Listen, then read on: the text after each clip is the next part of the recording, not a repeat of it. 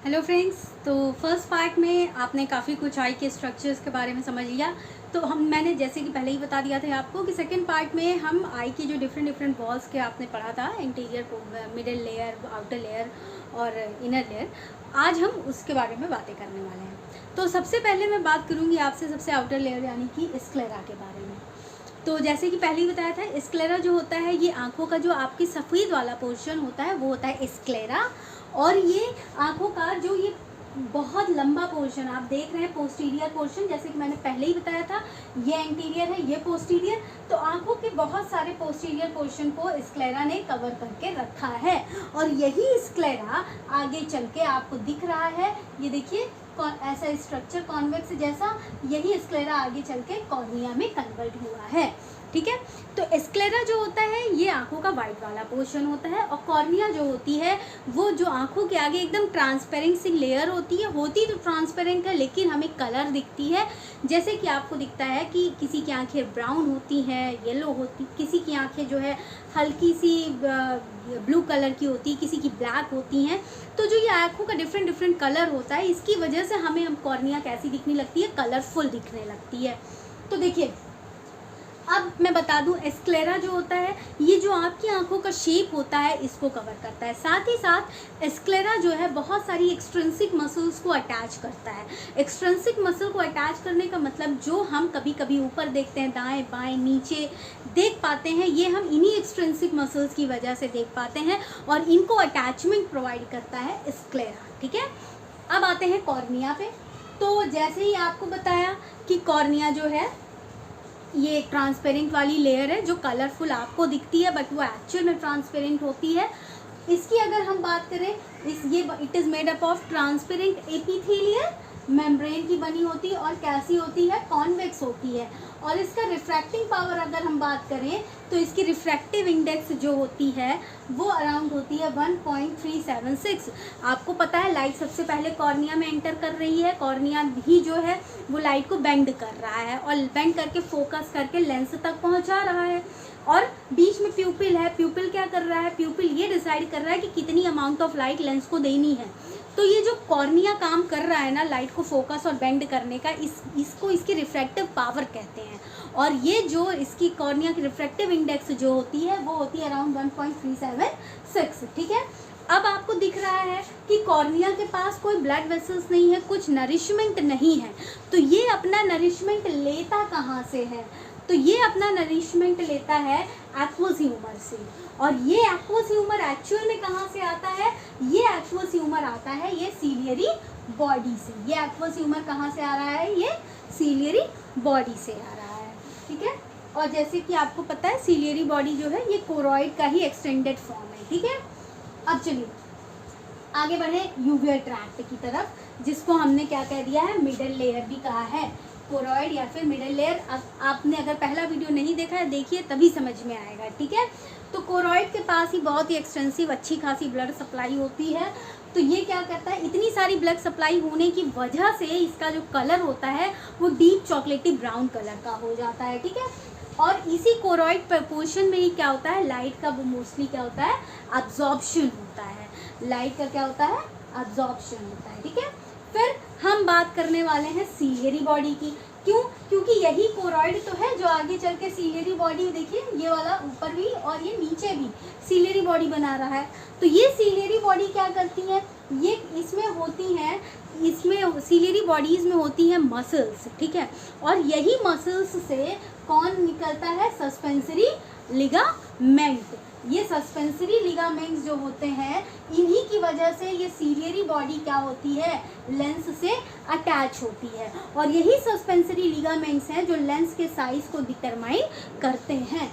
ठीक है, और साथ ही साथ अगर हम बात करें तो यही सस्पेंसरी लिगामेंट्स क्या करते हैं, टाइम टू टाइम लेंस को कितना कॉन्ट्रैक्ट होना है, कितना रिलैक्स होना है, ये डिसाइड करते हैं।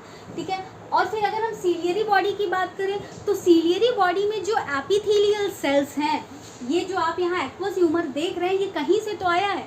तो ये सीलियरी बॉडी में क्या होती है, एपिथेलियल सेल्स होती हैं। ये एपिथेलियल सेल्स ही इस एक्वस ह्यूमर को सिक्रीट करती हैं।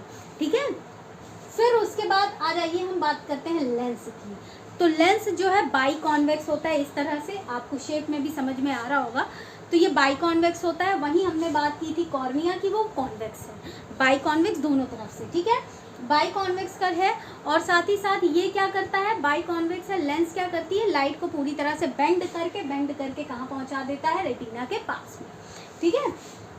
फिर उसके बाद क्या करता है, लेंस ही है एक ऐसा जो अपनी रिफ्रैक्टिव पावर को आप कह लीजिए चेंज करता रहता है, कॉन्ट्रैक्ट और रिलैक्स होके क्या करता रहता है, रिफ्रैक्टिव पावर को चेंज करता रहता है, आइदर कॉन्ट्रैक्ट होकर के या फिर रिलैक्स होकर के, ठीक है। फिर आइए हम बात करें आइरिस की, ठीक है। तो आइरिस आपको जैसे कि दिख रहा है, ये रहा पोर्शन, एक्सटेंडेड पोर्शन ही है ऑफ कोरॉइड का ही एक्सटेंडेड पोर्शन है आइरिस, और इसी आइरिस से प्यूपिल अटैच्ड है, ठीक है।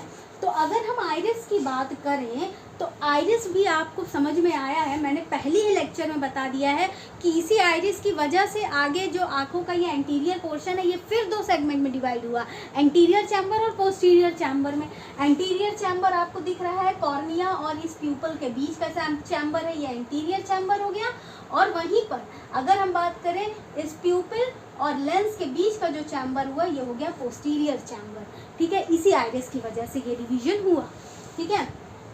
अब इस आइरिस में ही जैसे जो मैंने आपको पहले ही बता दिया था कि आगे जो कोरॉइड होती है ये होती तो ट्रांसपेरेंट है पर ये कलरफुल दिखती हैं, क्यों, क्योंकि इनके ये कोरॉइड के ठीक पीछे कहाँ गया, कॉर्निया, ये कॉर्निया जो होती है ये होती तो ट्रांसपेरेंट है पर दिखती कलरलेस है, क्यों, क्योंकि इन्हीं कॉर्निया के ठीक पीछे आप देख रहे हैं ना आइरिस है। तो ये आइरिस जो है इसमें होती है पिगमेंट सेल्स, ये पिगमेंट सेल्स जो होती है ये आंखों का कलर डिसाइड करती हैं।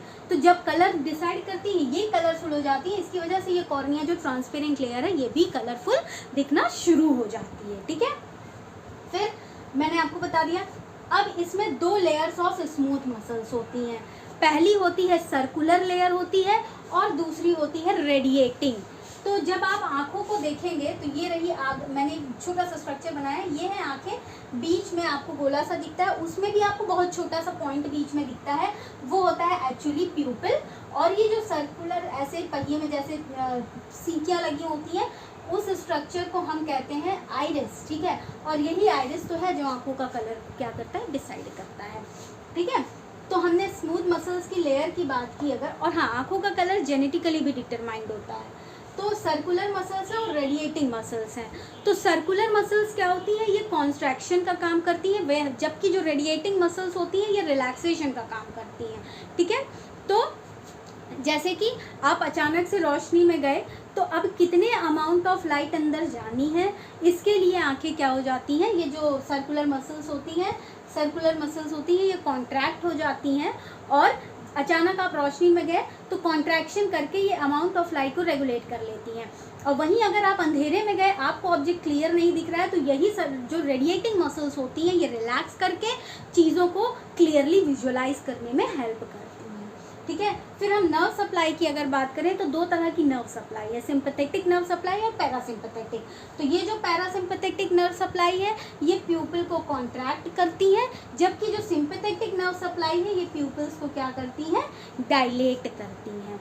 वहीं पर अभी जो मैंने स्मूथ मसल्स की बात की थी, जो सर्कुलर होती हैं वो प्यूपिल को कॉन्ट्रैक्ट करती हैं, सिकोड़ती हैं, जबकि जो रेडिएटिंग होती है वो प्यूपिल्स को डायलेट करती हैं, ठीक है। तो ये मैंने दो वॉल्स की बात की। अब मैं आगे के वीडियो में आपसे जो थर्ड इनर मोस्ट लेयर है उसके बारे में बात करूंगी और बहुत सारे स्ट्रक्चर्स के बारे में भी डिस्कस करेंगे, लेकिन अब बात करेंगे थर्ड वीडियो में। तब तक के लिए टाटा बाय बाय, और इन दोनों वीडियो को बहुत अच्छे से देखिएगा, बहुत अच्छे से समझिएगा। कहीं कोई किसी तरह का कोई सजेशन हो कमेंट सेक्शन में सजेशन ज़रूर दीजिएगा। चैनल पर नए हैं तो सब्सक्राइब करना मत भूलिएगा। टाटा।